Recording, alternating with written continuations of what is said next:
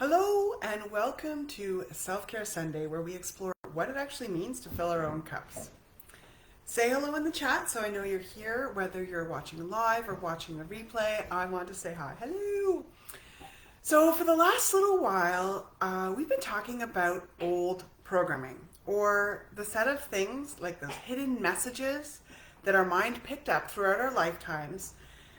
And we've done some activities to start uncovering yours because all of this is subconscious. And we started discovering how it came to be and how it's affecting you now. And so by now, you know that I believe this is the most overlooked component of self-help, because if we don't rewrite our programs, our mind is going to continue to sabotage our efforts that can leave us feeling even more frustrated and hopeless that our life is ever going to be blissful. Think about when you're trying to sit down, and the second you sit down, your mind jumps in with all of the things that you have to do, and it won't let you rest. That is your old programming. Hi, Siham. So nice to see you. Yay. Okay, so today it's going to be a little bit different because we're not going to do any exercises. Today, I am just going to explain how I got so freaking passionate about uncovering and rewriting our old programs. Okay, so it started around 2010. I had been back at work for a few months following my second and final maternity leave. I was sitting in my gray cubicle and I was trying to focus on doing an amazing job at my work, proving that I could do it all. I could be a mom of two and a great worker and a great friend, and I would do it all with a smile on my face. And as I was sitting there in my gray cubicle, I could hear the chatter around me. I could hear some people laughing a few cubicles down, and I remember that I was trying to answer my emails. And I was typing out messages and I was answering my emails with, "Have a great day," and a happy face emoji at the end of them. And as I was typing that, I was trying desperately not to cry. So coming back from my last maternity leave meant there was nothing else to work towards. I had done all the things, completed all the tasks. And these tasks were on what I now know was a subconscious checklist created by my old programming. This was a checklist that was supposed to being coming from my old programming, lead to a good life. It was supposed to lead to my personal happily ever after. And my checklist was something like this. Let me know, think about if you had this type of subconscious checklist. Something like this: finish university, get married, build a career, buy a house, have children. So let me know, did you have a subconscious checklist now that you're thinking about it? Things that you must do or must not do to have a good life. And so when I think back on it, when I have this realization, I realize that I was taught my whole life that if I did those things, if I just worked hard and kept at it, I would be successful and happy. Other people seem to be. They seem to be doing it right. But for some reason, I was on edge all of the time. Work was demanding, home was demanding, and it felt like I was constantly doing things for others, and I felt trapped, like I had no escape, no way to get out of it. And it was crazy because I had a beautiful home and beautiful children, but there was no money left over for lavish vacations like everyone else seemed to be doing, and no space left over for anything other than really just keeping up with my busy life. And even still, I knew that I had it good. I knew that thousands of people would line up to step into my life because from the outside, I had it all. But on the inside, I was miserable. What was I doing wrong? What was wrong with me? I figured, still subconsciously at the time, that it must be one of those elements, one of those steps in my happiness checklist. Maybe I had picked the wrong job. Maybe I was living in the wrong neighborhood, the wrong house. Maybe I had the wrong husband. I was so tired of feeling overwhelmed, overworked, and out of balance. I saw other people living life, going on cool vacations, having a wonderful time with their kids, and it felt like there was some secret formula that I was missing. So I set out to figure it out because, God damn it, I'm a high performer. So over the next few years, I went back to school. I got a new job. I even left my husband, moved to a new neighborhood, and started dating again. I did my checklist all over again. And I remember the moment it hit me.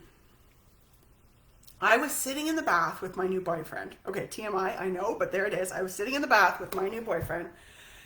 And I remember being in this cocoon of perfection. I had hot water embracing me. I could remember the smell of the bubbles and the sound of them popping around me. I had this amazing man sharing it with me. I should be in bliss. I should be marveling at the beautiful life that I had created.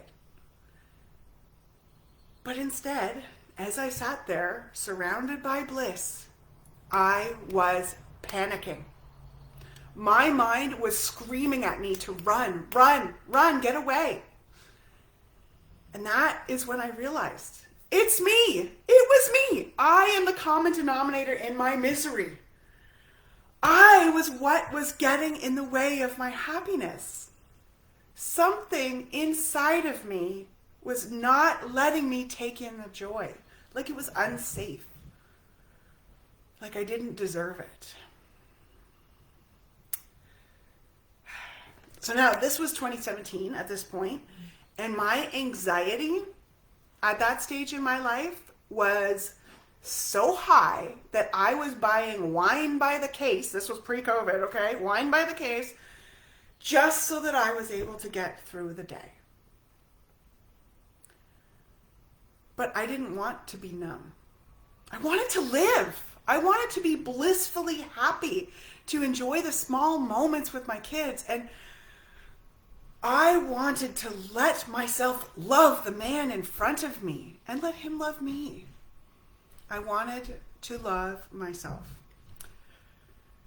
And this still to this day brings tears to my eyes. Whew, give me a second here. Because I was so scared, like terrified, scared to let myself love and be loved. And so I always had one foot in and one foot out, ready to run at the drop of a hat. And so now, 6 years later, after having done a ton of work, I know that I had many programs that told me that I did not deserve to be loved unless, and you can pretty much put anything you want in here. I had that program. I do not deserve to be loved unless I am productive and successful and sweet and patient and strong and unflappable and smiling and happy and put together. You name it, it was there. Those were my programs. And Tim, my current partner, the boyfriend at the time, now husband, is the most genuine person that I had ever met. And I remember thinking, he's in with both feet, all in, committed to me. And that was humbling. Here is a man strong enough to hand over his heart, and I had to decide, what was I going to do with it? I had to decide, was I going to let my anxiety and my insecurity stomp all over it?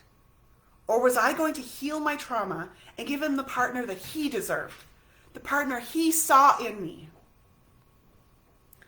That was one choice. My other choice was to continue on, always scared, always anxious, searching and sabotaging, and never trusting my own decisions. So here we are back in the bath on that fateful day in 2017, and I watched him, and the bubbles popped, and I felt something pop inside of me. I don't want to feel uncertain anymore. I don't want to live in anxiety anymore. I am so tired of searching and working hard to find the thing that will make me happy. I do not want to get in the way of my own happiness anymore. He deserves a partner as committed to him as he was to me. Could I be that person? I was going to figure this out. And interestingly enough, probably because of my old programming, it was easier to commit to doing something for him than it was to commit to doing it for me. Because I realize now that deep down, I didn't think I was good enough or strong enough to overcome my old programming, to be that person that he could love and that could love him back. But he did. He believed in me. And that was enough to get me started on my healing journey. And it took, 5 years. It took a very long time. And somewhere along that path, I did start doing it for me. Because along that journey, as my old programming was very slowly replaced by newer and truer and better programs, I started to believe that I too deserved all the love that I so easily and readily and freely pour out to all the people in my world. I too am lovable. So you can see that this journey lasts a very long time, because here I am having replaced my programming and still having tears when I say that out loud. But healing myself has let my heart be open to love. And Tim and I are closer than ever. If I reflect on it, I can see now that I have clear and healthy boundaries. And I am learning how to balance my various needs, including my love of being busy. Now I'm strategically busy with the things that light me up, instead of being busy in like a desperate attempt to hide from my emotions and my insecurities. I used to use it to cover up all of the things that were hard in my life to not feel. And now, having done the work, I feel empowered to choose to be busy or not with what lights me up. And I can choose not to worry about all of the other things that used to drive me crazy on my to-do list, because I got to choose and create my new programs. And then I realized how exhausting and depleting it is to try to be someone that I thought would be more lovable than me. Hiding my true self and my voice and my thoughts and my opinions and my weirdness, and of course, my emotions, number one thing to hide that my programs told me would make me look silly and unprofessional and crazy. Hiding all of that took up so much energy and created so much tension and anxiety and anger. And I carried that around for years. I'm done with that. So today I'm sharing this raw emotional story with you because dropping your old programming is the most effective and efficient way to find peace and happiness. I spent so many years figuring that out and uncovering my old programming and then systematically creating new programs that were actually in alignment with my true self allowed me to be able to fill my cup, which is what we're here for, right? Figuring out what it means to fill your cup. So I could do all of that while getting more stuff done than ever before. And that's the secret sauce. And it doesn't need to take years. I hear so often that, I can't wait to retirement. I wish I could fast forward to retirement. You do not need to wait years. It does not need to be slow and arduous and confusing. Like, where do I start? And what do I do next? Trying to figure that out was like a complete puzzle to me for many, many years. And some of you might know that I'm a learning designer in my day job. And I figured out now that one of my superpowers is actually taking abstract concepts and putting them into a systematic, step-by-step learning product. And so if you came to my last two lives, you got to experience some of the systematic ways that I use to uncover old programming. And so I took the last 6 years of figuring all of this out and I created a program, Bridge to Your Best Life, to give everyone a fast track to doing this so you don't have to wade through years of heartache like I did before you feel better. So I call what I was doing the happiness treadmill. I was working towards things that were never, ever going to lead me towards happiness. I was working hard, blood, sweat, and tears, all of my energy, trying to create something that would give me the life that I just wanted to live, that I knew deep down I deserved, but on the outside, I didn't believe it. So I ended up going nowhere. I was searching outside of me. And I can imagine a world where we all get off the happiness treadmill and we actually start going somewhere. If we figure out how to love openly and take love in, and how to be busy with the things that light us up, and how to feel like we are good enough just as we are, even if we are resting, and even if we are not getting likes on social media. If we all shed our old programming and just showed up, just as our beautiful, imperfect, weird selves, and other people got to see that, how would that change the world? How would that change the next generation? I believe that this work, working on ourselves and creating the lives of our dreams, is the most important and productive work that we can do. And I know how scary it can be. You saw me today still having that fear deep inside of me. But we can do this, and we can do it together because now we have each other. And so, thank you for listening to my crazy story. I would like to leave you with a message that I love you and I see you. And if there is a part of you that doesn't believe that you are strong enough to battle your own programming, I believe in you. You can change your life and you can do anything that you choose to do. So if you want to know more about how to fast track off the treadmill and into your best life, keep showing up here, keep showing up for yourself like you did today. 20 minutes just for you so you can grow and learn and figure out how to move yourself into your best life. If you want to know more, send me a message and we'll chat. Thank you so much for coming today and for listening and for being my safe people that I can share this with. Have a wonderful day.